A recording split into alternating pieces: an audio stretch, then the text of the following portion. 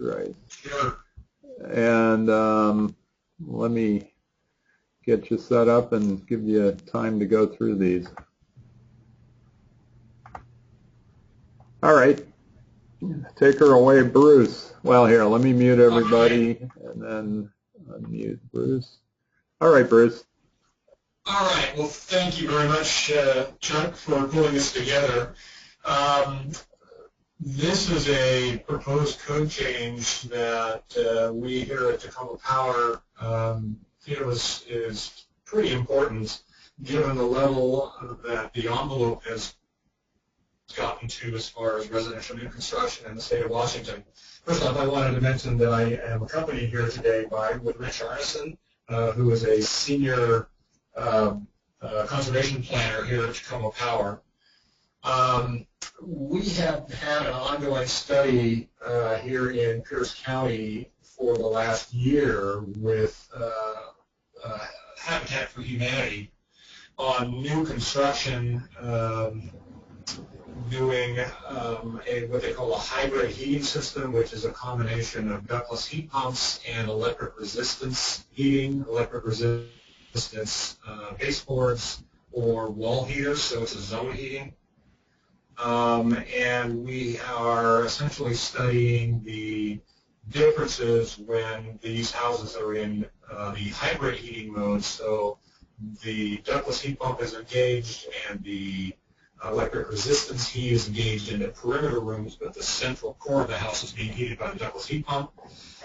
We'll monitor that for a week, and then we'll switch over to an all-electric resistance zone heated house for a week, and we'll monitor those results. And it'll switch back this way for the entire year on a weekly basis. And we're capturing that energy use data.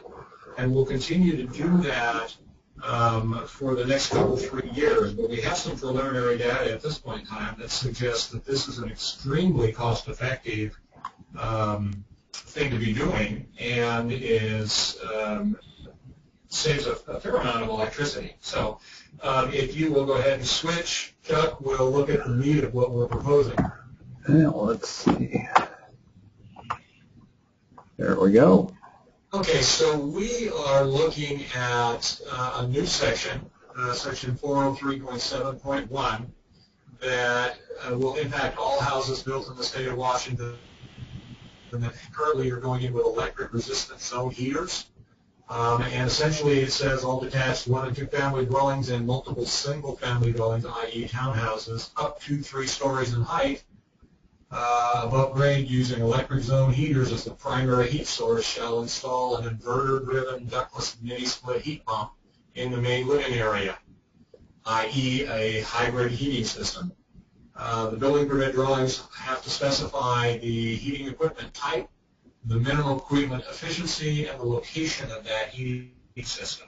Now, there are a couple things that are pulled out there. Obviously, main living area.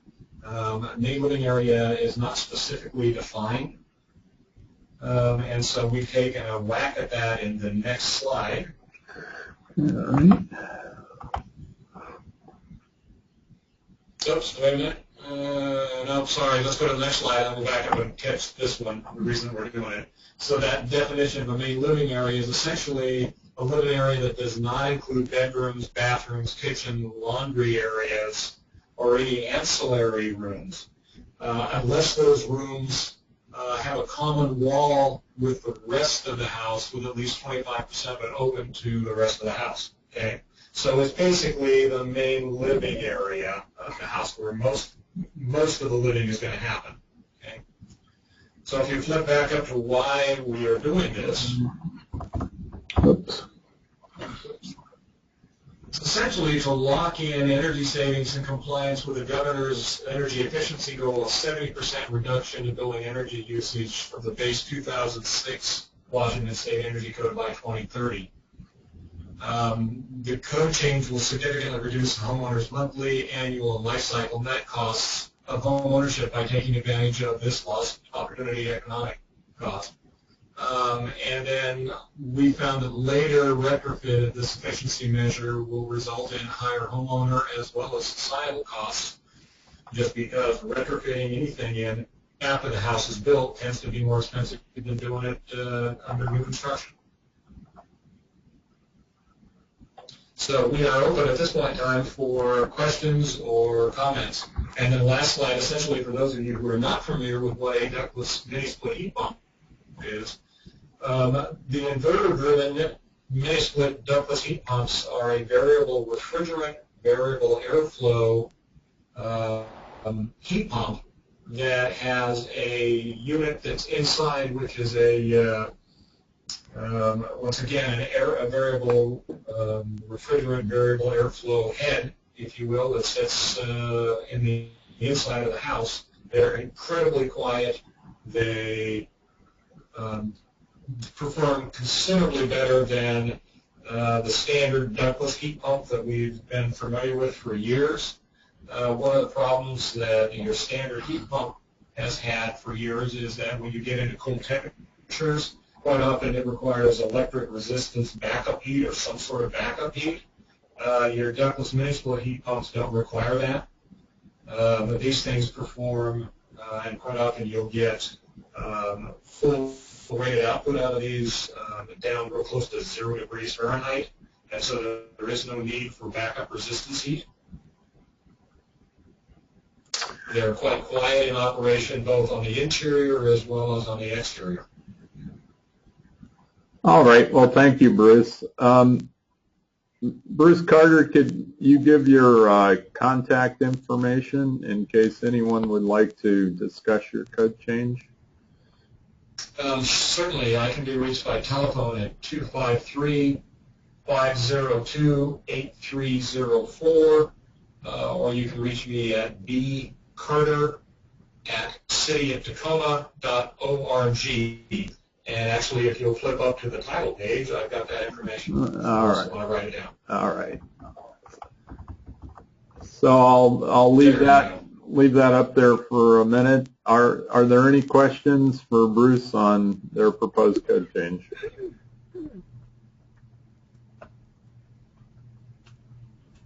All right. Chuck, yeah. Chuck, this is Tim Nogler. Could I make a comment? Sure. Just for for Bruce and for general information that we are needing to get estimates of cost and energy savings. So Bruce, are you going to be able to provide us with that information? Absolutely, Tim. In fact, we have a preliminary report of this case study, basically, that will provide all of that information. That will be part of the submittal. I was talking to Krista prior to you coming online. I was having some difficulty filling out the new code change form. I hit the enable editing, but I obviously didn't unlock the cells, so I was having a little difficulty entering all of the information. So I will be doing that, and all of that, as well as the background information, which is this report, will be available to the technical advisory. Great, thanks. All right. Thank you, Bruce. I'm going to move on to Gary Nordin's presentation.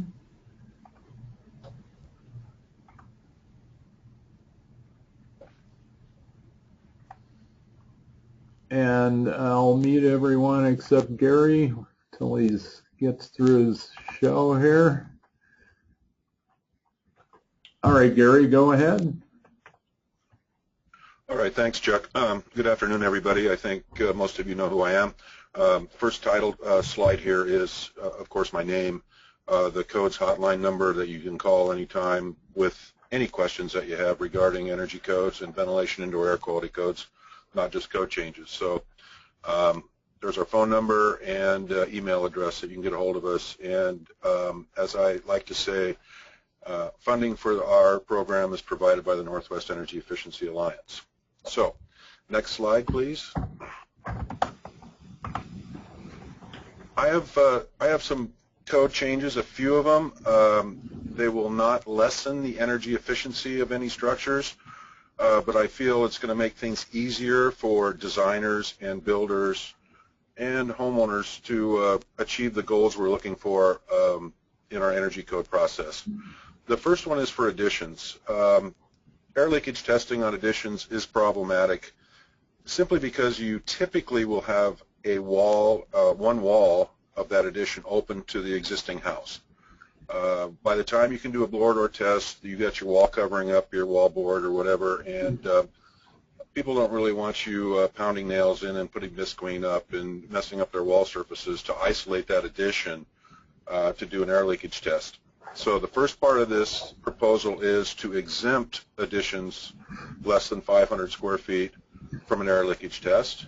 500 feet or less, you don't have to do a blower door test. And the other thing we're discussing here, and if you see it's the bottom is 7 ACH 50, that's up for debate. The other process you could do under this proposal is test the addition and the existing house together, so you wouldn't have to isolate the addition if it's over 500 square feet, and have a maximum leakage rate for the entire house. So that's set at 7 now, but as I said, that's open for discussion. Next slide, please.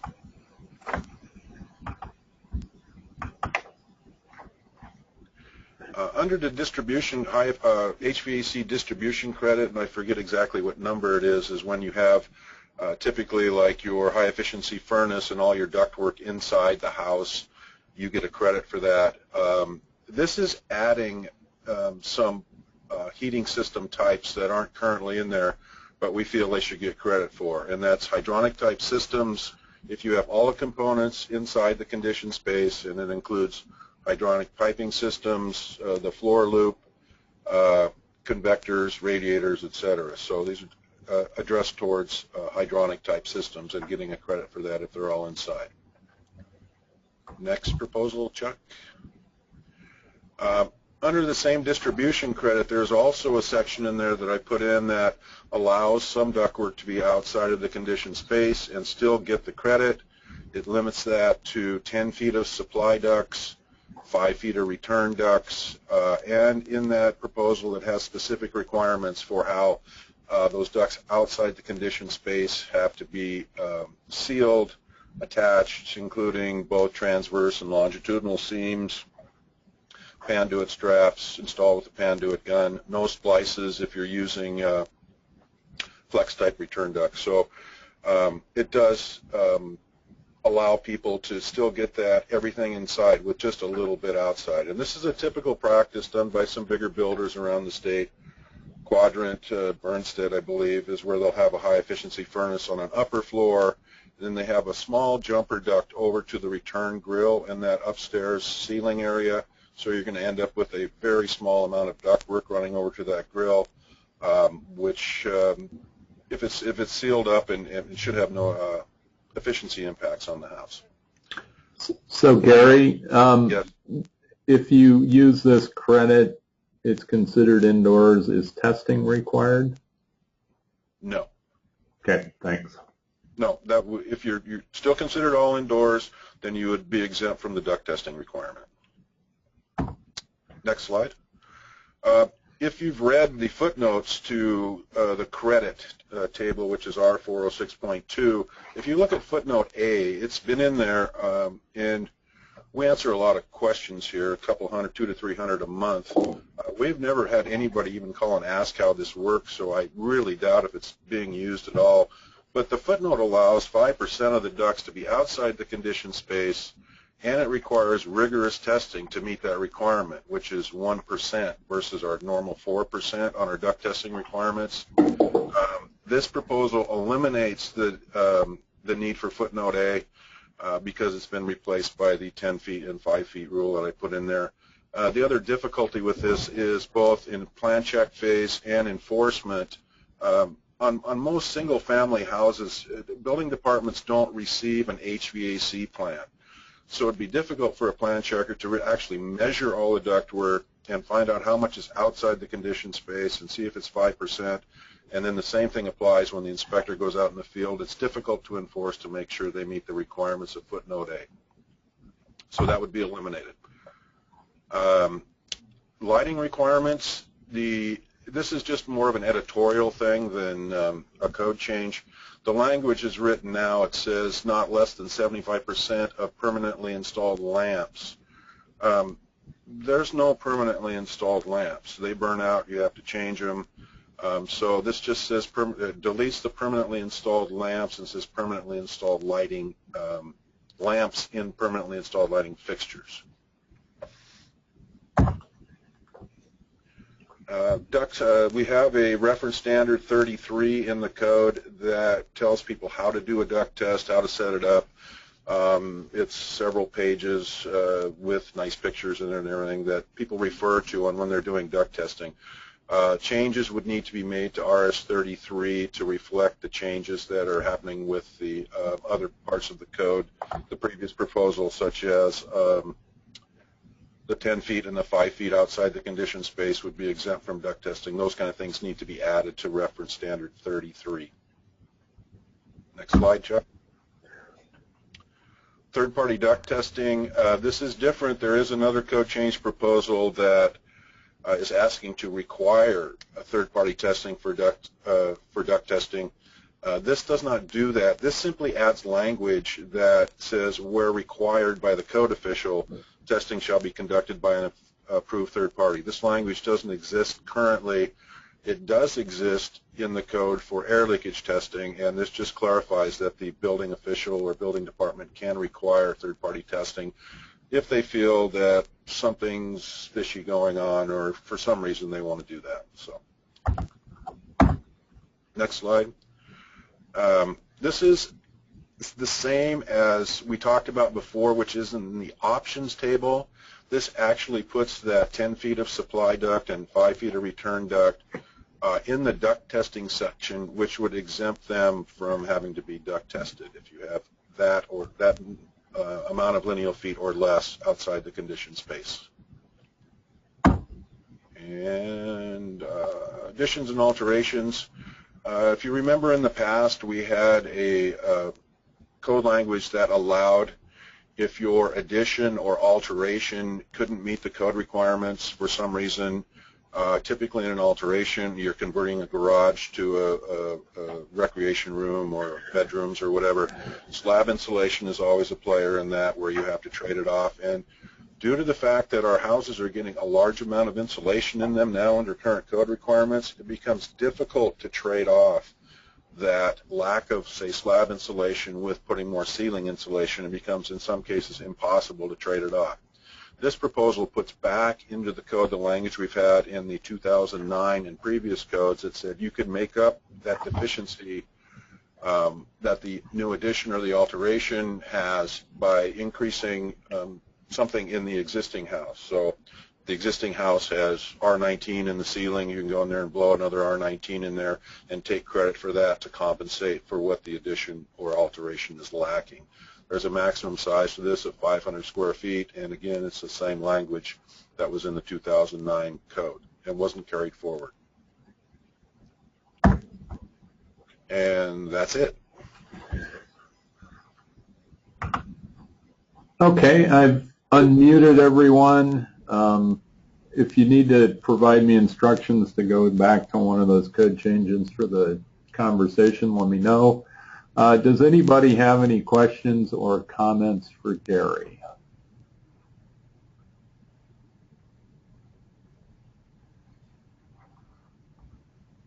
You're not going to let him get away clean, are you? Well, you guys are really nice today. I put Gary's contact information up there. Anyone that would like to discuss Gary's code change proposals with him, please give him a call. He's a pretty easy guy to work with. Hey Gary, this is Bruce in Tacoma. I'm curious about the elimination of the exemption for ductwork outside the conditioned space. Can you flip back to that real quick, Chuck? Yeah. Let's see. The credit for 10 feet of supply and 5 feet of return because it can't be determined on plan review. So what are you're eliminating this? I guess I don't understand. Bruce, let me add some flavor. The thing that's being deleted is a rather obscure footnote in the credits table, and this language is being added to the main body of the code in two places. Am I correct on that, Gary? That's correct. So you're not losing this exception. It's mostly just getting moved around. In eliminating the exception, the footnote A, which, the 5% of the whole system, as I said before, is difficult to determine both at plan check and during inspection.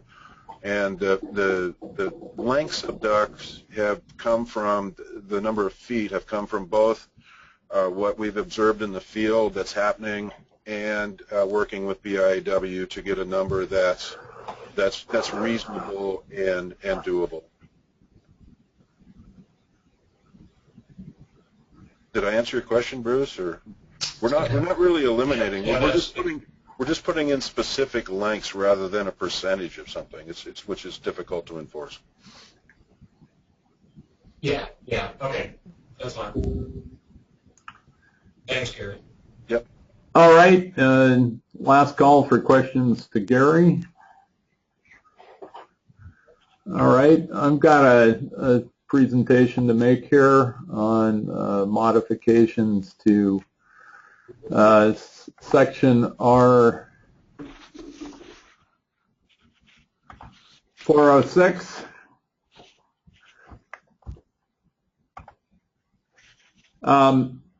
This is a set of updates suggested for R 406, which is our options path.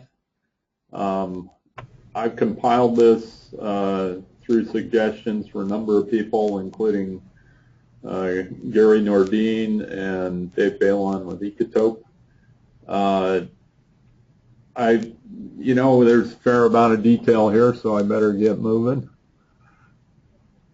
First, I want to say that for this set of proposals, we're targeting energy use reductions that are established in our legislative requirements for the State Building Code Council to consider a fairly aggressive path towards code improvements. And the things that I'm representing here are intended to hit this 64% mark. Of course, that'll all be judged later, as we move through the process. But just by way of reference, the proposed changes we think will hit that 64% mark. I wanted to give you a little outline of the process here. The first thing that we considered was adding or subtracting or modifying the options that are in the table 406.2. We needed to make an estimate of the number of options that would be required to achieve the update goal. Our preliminary understanding is for a medium-sized house that'd be 3.5 credits. Then the next move is to consider what 3.5 credits means by putting some packages together. And I give an example here for a medium-sized gas-heated home. If you use the three options I have listed there, you would achieve the proposed 3.5 credits. After you do that exercise and make sure there's a good number of opportunities for people to achieve the credits that are required, you develop incremental cost for those packages. And in the end, you analyze the costs and benefits of the package against the energy savings. So far, we've done the first two bullets. We're currently developing the third bullet there, putting packages together. We've got a few proposals out there. And then we'll need, of course, to get our incremental cost estimates based on those packages. We're looking for input. Do people have additional options they think should be included? you know, are there specific option packages you think we should cost out because they're highly likely to be included when somebody tries to design and build a home? And then, of course, we're interested in getting cost information from builders and subcontractors involved in this sort of work. I'm going to throw up the big draft symbol there. Still working on this. Not all the analysis is completed, so consider all the following draft. The first thing we did, you know, we're trying to add additional ways people can meet their code compliance requirements. We added to the list of 3 building envelope options an additional option for getting some credit for just upgrading the fenestration to a 0.24. Once again, as an option, you know, builder, rather than having to do a more complicated consideration of all the building envelope components in the previous options, this allows somebody to just consider the glazing and take prescriptive credit for it. I have noted there that so far there's been some discussion about some editorial changes to the air leakage control packages that are in the option 2 packages. We don't have any language to present at this time. I don't think it'll be substantive. It's just editorial to make sure everybody understands them. There's a number of things wiggling around on the heating equipment tables. I'm going to go through them one at a time here.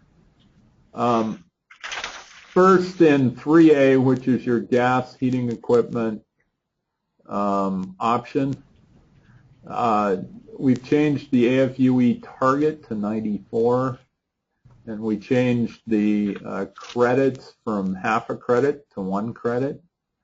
That change is mostly in response to a federal energy efficiency rule that was considered in the last code change cycle, and actually it was repealed, and so it did not go into effect. And so we're moving this back to the 1 full credit for high efficiency boilers, furnaces, and the such. The next one, 3B, is high efficiency HVAC equipment. This is a standard air source heat pump that you'd see in a home with ducts. Federal efficiency standards have changed to 8.2, which makes our incremental improvement fairly minimal. We're moving that to 9, which is a widely available piece of equipment. It probably doesn't cost any more than the older 8.5 equipment. 9 is the number selected by the power and the regional technical forum, which helps set standards for utility rebate programs. The 3C, the ground loop, ground source heat pump exception, or option here, it's been recommended that move from a 2 to a 1.5, simply because that's consistent with the sort of efficiency we see in housing with respect to these systems. And then finally, 3D, high efficiency heating equipment. This is the ductless mini split as an option. We're changing that from 1 to 1.5. And you'll see in the next slide or two that we've eliminated this. Well, we've made a clarification in the distribution system efficiency section that this doesn't get additional points elsewhere in this table. And I'll show you that in the next slide. Are there any questions so far? I've still got the mics open. I don't need to run ahead here. All right, no questions so far.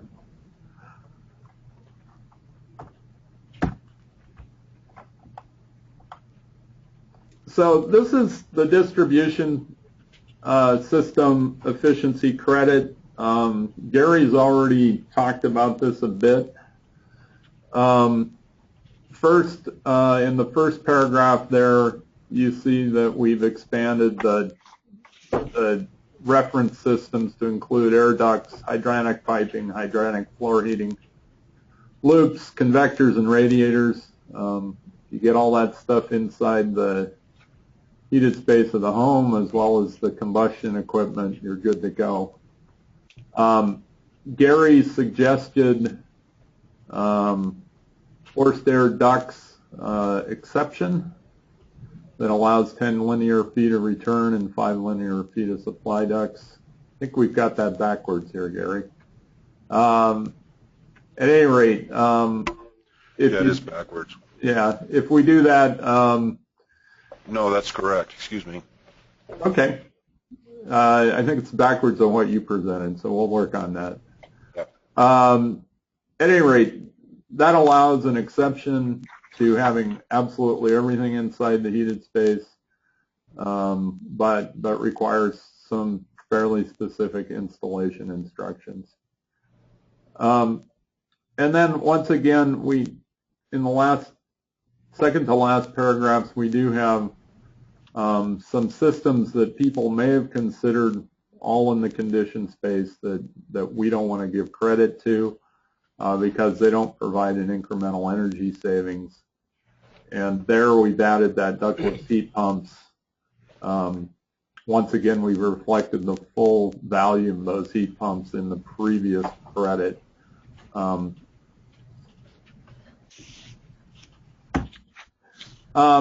In order to expand the number of options, we're also looking at 2 additional water heating options.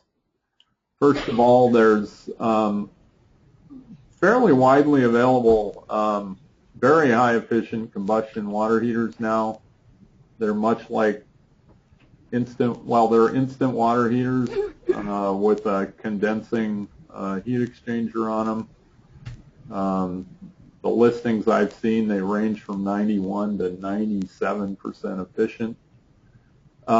We need to consider a little more detail on how much credit we can give for that, but I'm speculating you probably can get 2 credits for that piece of equipment.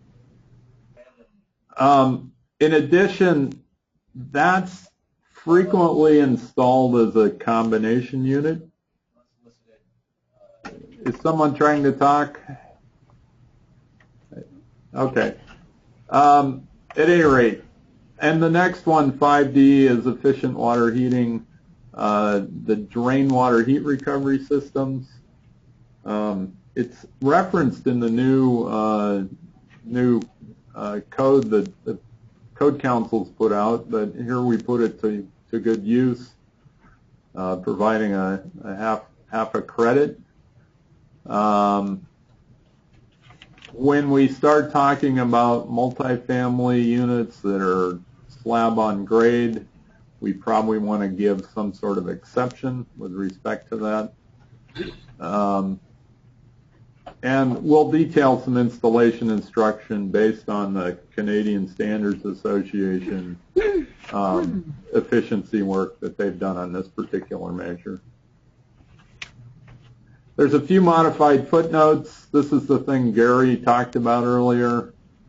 We get rid of that interior duct placement footnote. Once again, the meat of that's already has been moved up to the table. Footnote A is added as we've added more water heating measures. You can't just do them all and expect to get the kind of energy savings that each credit represents.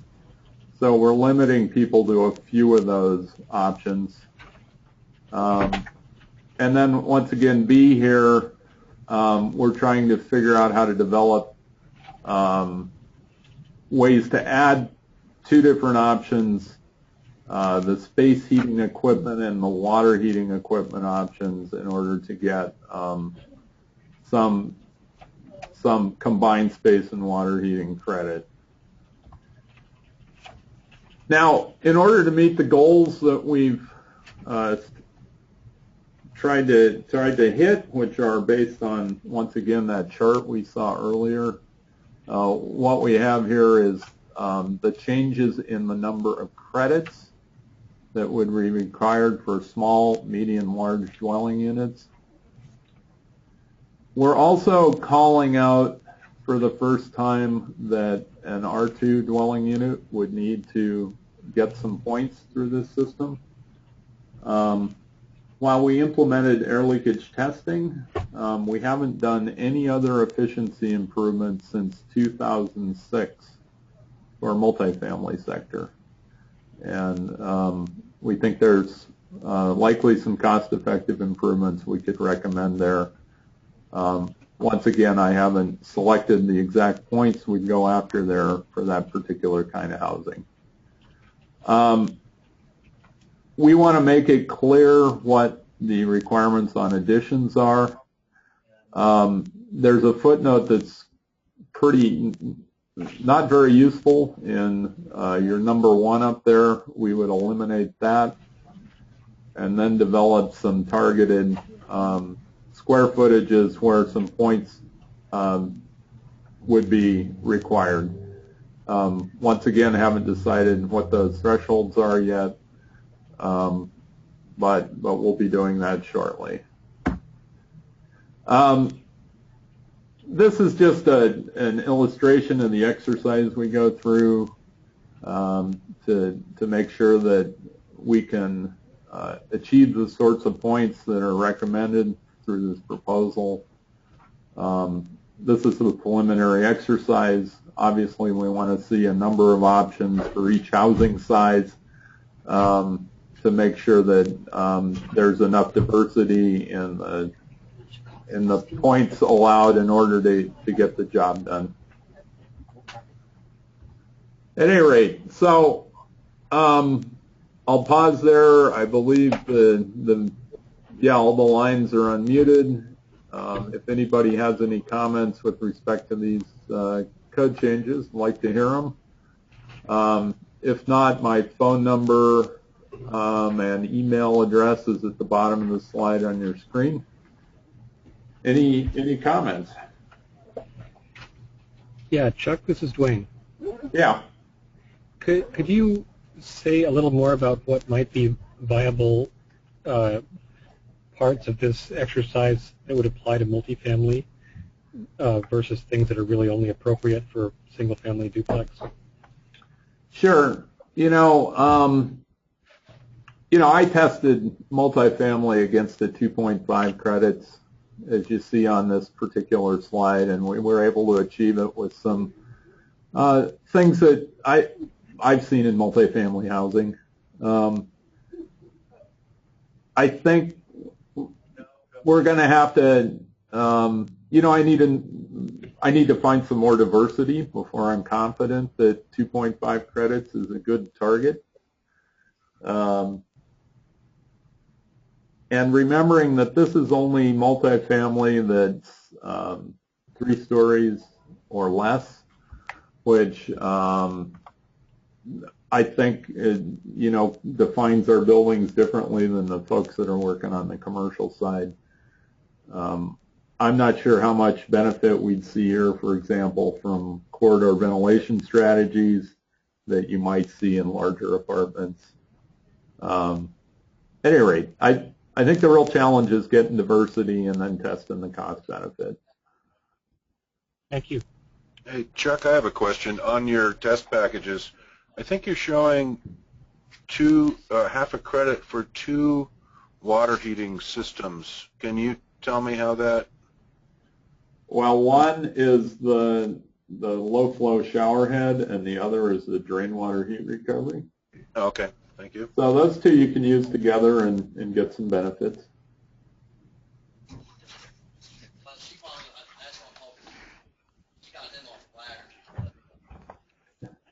I have a question. This is Roger LeBron. Yeah, hi, Roger. And I think I'm on about a 3-second delay. I apologize for having a long-distance connection. The question has to do with options 1A through 1C, where there is a fenestration value quoted there. Yep. In each of those, a cascading reduction. I noticed that there's no mention of fenestration values for skylights in this section. Is that just an oversight, or was that purposeful? I'm going to ask Gary Nordine to comment on how skylight fenestration is considered in these tables, because he's out in the field more than I am. They're not. We're looking at vertical fenestration. And vertical. Okay. So I would prefer. Excuse me. Go ahead. That delay is a real hassle, and I apologize. I would like to suggest that you indicate that you're talking about vertical only. If someone has a skylight and they have to meet one of these options, or plans for a skylight and they try to meet one of these options, they can't get a skylight with view factors like this. So they may eliminate it from the project in order to get one of these credits. And I don't want that to happen. Well, I can comment on that. In the code, in the tables where it lists the different components of the house, when we talk about fenestration U factor, that's a separate category, and with, as you know, it's a 0.30 U factor on the windows. We also have a skylight U factor at 0.50. When the code references fenestration, we have not considered skylights in that mix. We've just looked at the fenestration category. Well, Gary, I think point well taken, though. We need to make sure it's clear. The definitions, though, for fenestration, the definitions in the I-codes for fenestration does include slope glazing and skylights. So just want to make sure that's clear to everybody that there could be some confusion if you don't specify it here. Yes, that's correct. In the definitions, it does say skylights. We can clarify that. Thank you. Gary, this is Dwayne. In the commercial side of the code, they just use the term vertical fenestration to mean things other than skylights. Right, and that could be a pretty easy fix in the table. But when it says fenestration, put in the word vertical in front of it. So would tell you that would not mean skylights. And just a comment for Roger.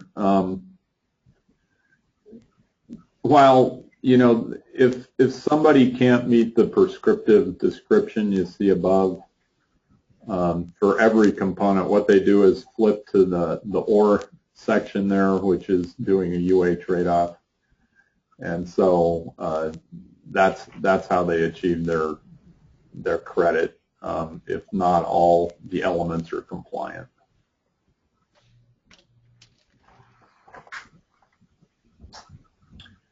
Thanks. Hey Chuck, this is Bruce. I assume that if you are assigning one credit, as an example, to an option, that one credit being assigned to a different option is going to produce an equivalent BTU or kilowatt-hour savings? They're not exact, but there's a big effort that goes into trying to make these things equivalent energy savings. Okay. Obviously, the size house plays into that. Number of occupants plays into it. But we wanted to get to the point where we could still have a code that had a diverse set of measures and could be applied prescriptively, rather than having to do everything system-wide. And that's why while we attempt to get the numbers as best we can, we know there's going to be some variation. Okay, thanks.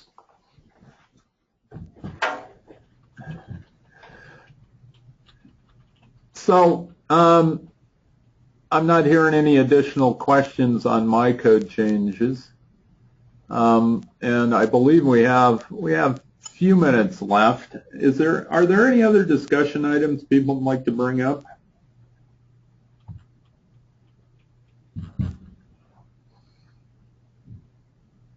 Well, I'm going to toss one out there then.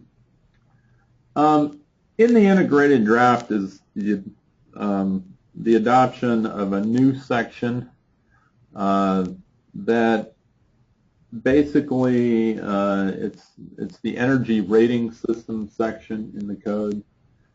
It would then add an additional performance criteria option to meeting the code.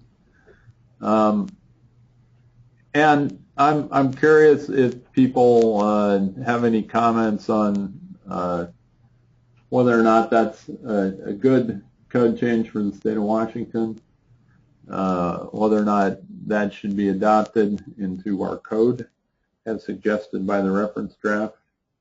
Has anybody thought about that yet?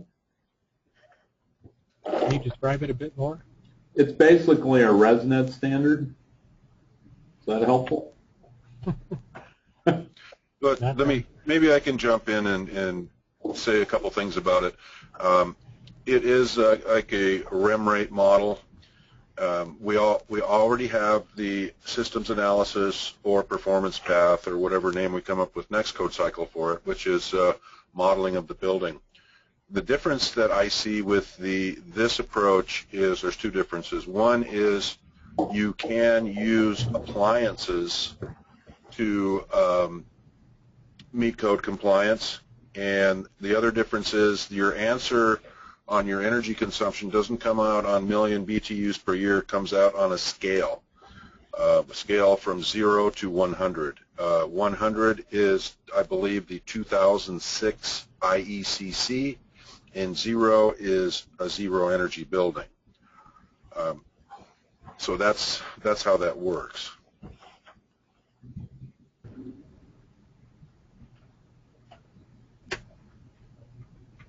All right. Well, I'm not hearing any additional comments. Okay. I actually have got one for you, Chuck. Okay, sure. The IECC in the 2015 and back in the 2012 has a 3 air change per hour standard for air leakage testing. And that was not challenged in this past code cycle and remains in the IECC. And Washington State chose to hold it at 5 air changes. So is this something that the state should be starting to incrementally work towards the 3 air changes per hour, or just resolutely stay at 5? Well, I think the state of Washington's adopted this credits and options path to provide builders with more diversity in their how they build a building, and included in there are options to go for lower air leakage rates, which actually are probably one of the lower cost ways to get your credits. And I personally am in favor of leaving them there, allowing the builder to choose how they save energy. And I think the best way to move people towards that measure is to, do more education and training, not muscle it in through a code change. That's my opinion. I think what we'd be doing is trading the number of credits required for a mandatory measure with lower air leakage rates. So if the building industry, for example, said, that's too many credits, the option might be to say, okay, well, we'll have fewer credits, but perhaps we'll meet our energy efficiency by increasing the air leakage reductions in the base code. So those are the kinds of trade-offs I would expect to happen. Perhaps Gary knows something from. Yeah, I was going to ask you, Gary, if you've seen from the field whether over these past 3 years with those options in the options packages, is that becoming knowledge that's spreading out through the building community that they're learning to do tighter houses than we could do 3 years ago? We do see the use of the option where you can reduce your air leakage from 5 to 4 and for ACH 50, and when that's done, there are specific requirements for ventilation systems in wattage, in the use of the fan, watts per CFM or CFM per watts, whatever they have it, which way they have it. That's one that gets used. Now, the problem with the lower leakage rates that we have in the code is they drop from the 4, which is was fairly easy to get to, not fairly easy. You can get to 4, and then the ventilation system that's required when you get to 4 is something that you wouldn't commonly use anyway, such as a Panasonic Whisper Green would meet those CFM per watt requirements. Once you get down to 2 and 1.5, that becomes very difficult to do. And then in those lower air leakage rates, they do require HRVs with those other 2 paths. One is pretty much a standard HRV. I think the efficiency is 70%, sensible recovery. And the low one is a 1.5, and I think it requires a 90, and I'm just going off the top of my head here, I could be wrong, but a 90% efficient HRV, which really limits the product availability and the expense goes up.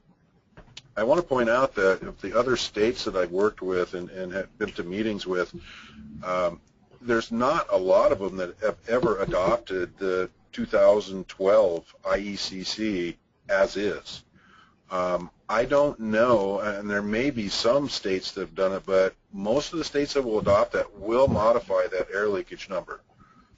And the ones that are doing 3, I have no idea what it is, but if you would require a 3 ACH 50, that's going to create some problems because it's not that easy to get to, and on the other hand, you don't have any way out.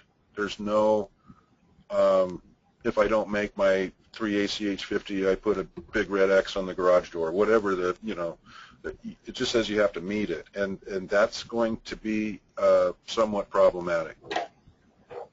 4 is a number we'll see fairly commonly. Once you start getting below that, it takes some additional effort and knowledge to get down there. I'm not saying that's not where we need to go eventually, but people need to think about what happens if we start having, 20, 30, 40% failures on houses, how we're going to address that.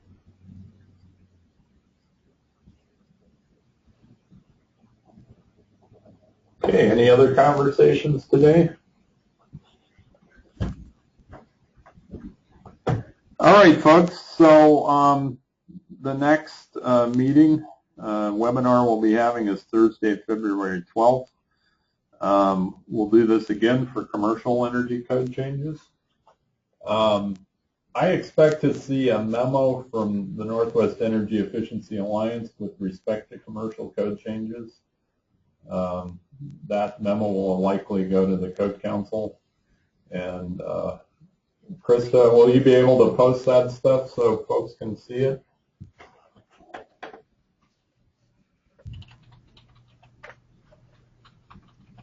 Well, we'll check in with them and we'll provide it to folks who request it.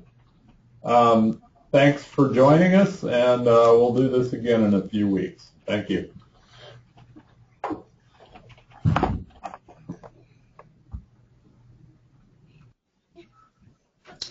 Now, we have a request. Are we going to post the recording? I'm going to try and figure out how to do that. We don't have a regular spot for it, so let me see what I can do.